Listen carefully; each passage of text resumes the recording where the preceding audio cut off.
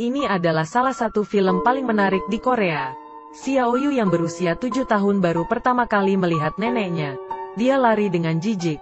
Tidak hanya itu, dia dibesarkan di kota. Tidak suka semuanya di sini. Karena nenek juga tuli. Rumah yang ditinggalinya juga bobrok. Ada banyak jaring laba-laba. Ada serangga yang merayap di lantai setiap saat. Tapi Xiaoyu harus tinggal di sana. Karena ibunya bangkrut. Untuk mencari pekerjaan, hanya bisa menitipkannya pada nenek. Ibu tidak bisa memberikan apa-apa. Hanya bisa memberikan nutrisi. Beritahu Xiaoyu untuk patuh. Terburu-buru. Nenek itu berumur 80 tahun. Sangat serius. Dia ingin menuntun anak itu. Tapi anak itu marah. Nenek tahu Xiaoyu kesal. Dia menarik tangannya dan menggambar lingkaran di dadanya. Minta maaf pada Xiaoyu. Kemudian dia berjalan pulang ke rumah.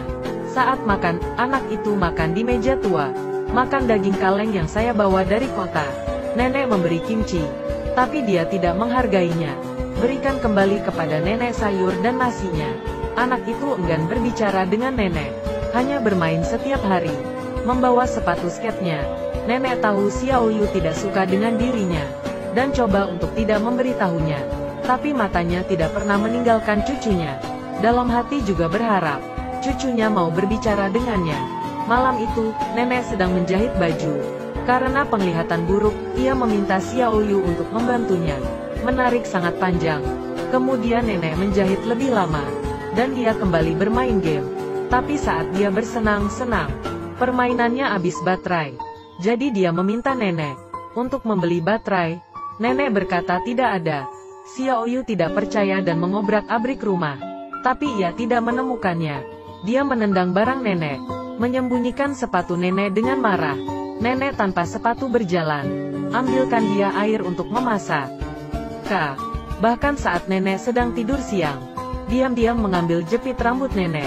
Ingin mengambil baterainya. Dan bos memberitahunya, bukan baterai ini. Ini tidak bisa. Xiaoyu pulang dengan frustasi. Siapa tahu dia tersesat di jalan.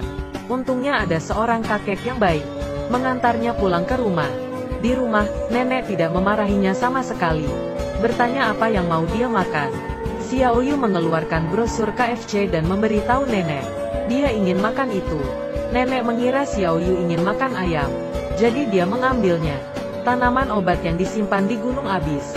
Saat dia pulang hujan lebat. Nenek berjalan susah payah melewati pegunungan. Membawa pulang seekor ayam. Setelah pulang ke rumah, dia memasak untuk Xiaoyu. Tapi itu bukan ayam goreng yang ia mau. Menangis dan melempar mangkuk nasi. Berbalik dan marah. Nenek mengambil butiran nasi yang jatuh. Dan memakannya. Xiaoyu bangun keesokan harinya.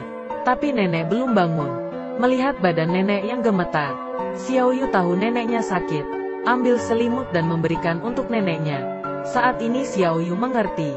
Karena ia mengambil jepit neneknya. Neneknya hanya bisa menggunakan sendok untuk rambutnya. Xiaoyu sangat sedih. Diam-diam mengembalikan jepit rambut nenek. Dia bertumbuh besar. Nenek melihat sepatu Xiaoyu sudah tidak cukup. Membawanya ke tempat belanja. Ingin membelikan sepasang sepatu untuknya. Saat ini, Xiaoyu melihat seorang anak perempuan. Segera menjatuhkan bawaan nenek. Mendekati Xiaomei. Tapi anak perempuan itu tidak peduli. Nenek duduk di jalan menjual buah. Tapi karena nenek tidak bisa bicara sangat susah untuk menjual. Xiaoyu melihatnya. Tapi ia malu untuk membantu nenek. Hasilnya, nenek membelikan sepatu untuk Xiaoyu. Membawanya membeli sepatu baru. Dan membawanya pergi makan mie. Tapi hanya memesan satu mangkuk. Minum air deh. Engan tenang. Melihat yang didapat dengan susah payah. Menghabiskan untuk dirinya sendiri. Hati Xiaoyu menjadi iba. Begitu juga saat melewati toko. Dia ingin sekali membeli baterai untuk permainannya. Tapi dia tidak berani meminta. Saat pulang, nenek bertanya dia ingin makan apa. Dia menunjuk ke samping. Ada seorang anak yang sedang makan coklat. Jadi nenek mengambil bungkusnya. Membelikannya untuk Xiaoyu. Nenek ingin membeli 2. Tapi nenek penjual toko memberinya 4 buah. Tidak mau nenek membayar. Ternyata mereka berdua teman lama. Nenek tidak peduli. Nenek memberikan obatnya untuknya. Sebelum pergi, nenek berkata, kakiku tidak sehat. Tidak dapat mengantarmu. Apa kamu mau datang melihatku? Saat ini, masih mau melihat untuk terakhir kalinya. Orang tua takut akan perpisahan. Karena mungkin itu perpisahan. Kembali ke dalam bus, Xiao Yu mengambil bungkusan. Dia duduk bersama anak lain karena malu. Terpisah dari neneknya pulang ke rumah. Nenek memberikan bungkusannya dari jendela. Dan didorong oleh Xiao Yu. Mobil pergi dengan cepat. Nenek berdiri sendiri di tempat itu. Membawa paket berat. Saat turun dari mobil, menunggu nenek di pemberhentian bus. Tapi menunggu lama, nenek belum muncul. Kemudian melihat neneknya berjalan.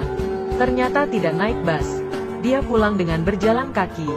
Xiao Yu khawatir dan bertanya, mengapa dia begitu lama? Nenek menggerakkan tangannya, meminta maaf kepada anak itu. Saat di jalan pulang, melihat nenek berjalan pelan di belakang, Xiao Yu kemudian mengeluarkan coklat, memasukkannya ke tas nenek.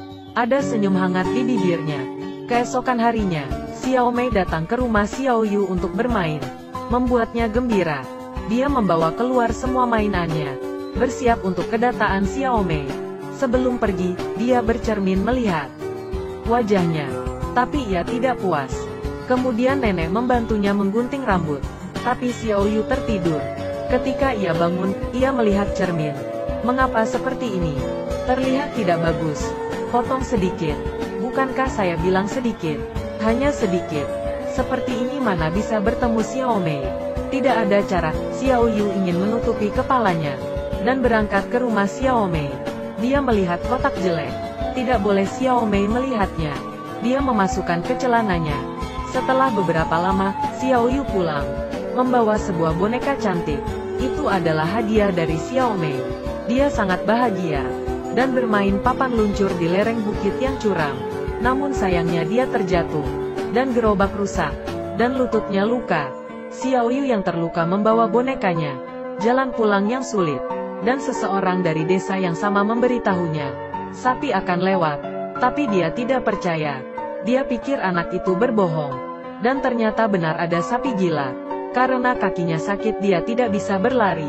Dan temannya membantunya mengusir sapi gila itu. Ia meminta maaf pada temannya. Ternyata belum lama ini, dia juga menipunya. Tapi ia membalas dengan kebaikan. Ini membuat Xiao Yu sangat malu. Saat jalan pulang, Xiao Yu ingat di sakunya. Dan membuka kotak itu, ada permainannya dan beberapa uang. Untuk Xiao Yu membeli baterai. Melihat ini, air matanya berlinang. Dia merasa bersalah pada nenek. Saat berjalan ke lereng bukit, Xiao Yu melihat neneknya yang sedang mencarinya. Neneknya menghampirinya, menyeka air matanya, melihat lukanya. Sangat sakit.